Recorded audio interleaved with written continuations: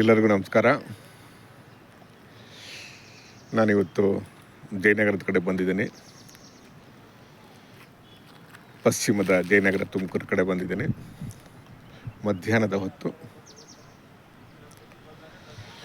ಮೋಡ ಕವಿದ ವಾತಾವರಣ, ಮಳೆ ಇಲ್ಲ. ಗುರುವಾರ ಇವತ್ತು. ಸ್ನೇಹಿತರೆ, ಒಂದಿಷ್ಟು ಮಾತುಕತೆ, ಮಧ್ಯಾಹ್ನದ ಮಾತುಕತೆ. ಈ ಬದುಕು ಅನ್ನೋದೇ ಒಂದು ದೊಡ್ಡ ಯಕ್ಷ ಪ್ರಶ್ನೆ. ಈ ಬದುಕು ಯಾರಿಗೂ ಸರಿಯಾಗಿ ಅರ್ಥ ಆಗಿಲ್ಲ. ಈ ಬದುಕು ಅಂದ್ರೆ ಏನು? ಈ ಬದುಕಿನ ಈ ಸರೋವರದಲ್ಲಿ ಯಾವ ಥರ ಈಜಾಡಬೇಕು? ಇದನ್ನು ಯಾರು ಕಲಿಸ್ತಾರೆ? ಈ ಬದುಕೆಂಬ ಮಾಯಾಲೋಕದಲ್ಲಿ ಏನೇನಿದೆ, ಏನೇನಿಲ್ಲ, ಇವೆಲ್ಲವನ್ನ ಯಾರು ಪಠ್ಯ ಮಾಡ್ತಾರೆ? ಯಾರು ನಮಗೆ ದಾರಿ ತೋರಿಸ್ತಾರೆ?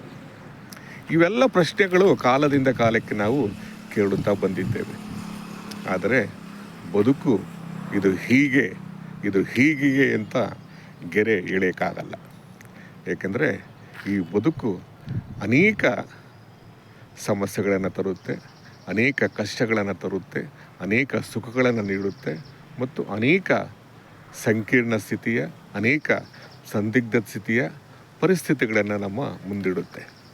ನಾವು ಈ ಪರಿಸ್ಥಿತಿಗಳನ್ನು ಹೇಗೆ ನಾವು ಮುಖಾಮುಖಿ ಆಗ್ತೀವಿ, ಹೇಗೆ ಅದ್ರ ಜೊತೆ ಅನುಸಂಧಾನ ಮಾಡ್ತಾ ಅದನ್ನು ಹೇಗೆ ಮೀರ್ತೀವಿ ಅನ್ನೋದೇ ಅದು ಒಂದು ದೊಡ್ಡ ಸವಾಲು. ಕೆಲವರು ಭಾರಿ ಬೇಗ ಆ ಪರಿಸ್ಥಿತಿಗಳನ್ನು ನಿಭಾಯಿಸ್ತಾರೆ, ಅಲ್ಲಿಂದ ಎದ್ದು ಬರ್ತಾರೆ. ಕೆಲವರು ಎದ್ದು ಬರೋದಿಲ್ಲ. ಯಾಕೆ ಹೀಗೆ ಅಂತ ನಾವು ಆಲೋಚನೆ ಮಾಡಿದರೆ, ಪ್ರತಿಯೊಬ್ಬರು ಒಂದಲ್ಲ ಒಂದು ಪರಿಸರದಲ್ಲಿರ್ತಾರೆ, ಒಂದಲ್ಲ ಒಂದು ವಿಚಾರದಲ್ಲಿ ಬಂದಿಯಾಗಿರ್ತಾರೆ, ಒಂದಲ್ಲ ಒಂದು ಸಿದ್ಧಾಂತಗಳಲ್ಲಿ ಬಂದಿಯಾಗಿರ್ತಾರೆ, ಒಂದಲ್ಲ ಒಂದು ಆಲೋಚನೆಗಳಲ್ಲಿ ಅವರು ಬಂದಿಯಾಗಿರ್ತಾರೆ. ಅವರ ಜೀವನದಲ್ಲಿ ಬರುವಂತಹ ಸಮಸ್ಯೆಗಳಿಗೆ, ಅವರ ಜೀವನದಲ್ಲಿ ಬರುವಂತಹ ಅನೇಕ ತಿರುವುಗಳಿಗೆ ಅವರೇ ಕಾರಣ.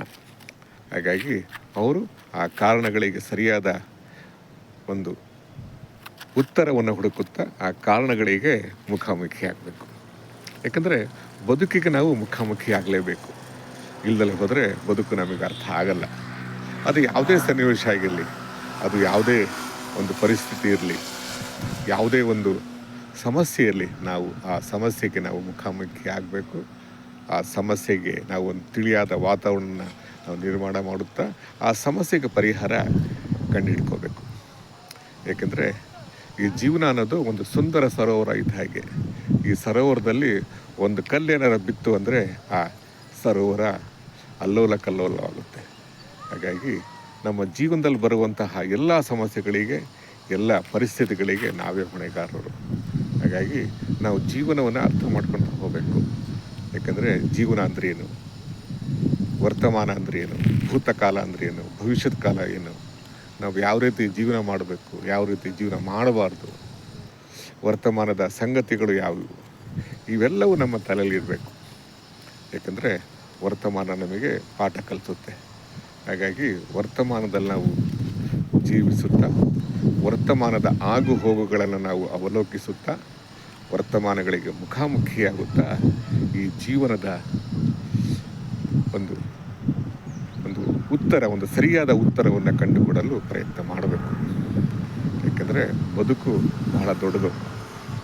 ನಾವು ಯಾವುದೇ ಸನ್ನಿವೇಶಕ್ಕೆ ನಾವು ಬದುಕನ್ನು ಅಂತ್ಯ ಮಾಡ್ಕೊಂಡ್ಬಿಡ್ತೀವಿ ಅಂತ ಹೋಗಬಾರ್ದು. ಯಾಕೆಂದರೆ ಈ ಬದುಕಿನಲ್ಲಿ ಎಲ್ಲವೂ ಇದೆ. ನೋವಿದೆ, ನಲಿವಿದೆ, ಅವಮಾನವಿದ್ದಾವೆ, ವಿಷಾದವಿದ್ದಾವೆ, ಸಂಕೀರ್ಣತೆ ಇದೆ, ಸಾವಿದೆ, ಹುಟ್ಟಿದೆ. ನಾವು ಹುಟ್ಟುತ್ತಾ ಸಾಯುತ್ತಾ ಮತ್ತೆ ಹುಟ್ಟುತ್ತಾ ಈ ಬದುಕಿನಲ್ಲಿ ಹೋಗಬೇಕು. ಏಕೆಂದರೆ ಜೀವನ ಅನ್ನೋದು ನಮಗೆ ಒಂದು ದೊಡ್ಡ ಪಾಠ ಕಲಿಸುತ್ತೆ. ಒಂದು ರೀತಿಯ ಇದು ಒಂದು ಜೀವನ ಅಂದರೆ ಒಂದು ಬಯಲು ಇದ್ದ ಹಾಗೆ. ಈ ಬಯಲಲ್ಲಿ ನಾವು ಈಜಾಡಬೇಕು ಅಂದರೆ ಸಮಸ್ಯೆಗಳಿಗೆ ನಾವು ಮುಖಾಮುಖಿ ಆಗಬೇಕು. ಸಮಸ್ಯೆಗಳ ಆಳ ಅಗಲವನ್ನು ನಾವು ಹುಡುಕುತ್ತಾ ಅದಕ್ಕೆ ತಲಸ್ಪರ್ಶಿಯಾದ ನಾವು ಪರಿಹಾರವನ್ನು ಕಂಡುಕೋಬೇಕು.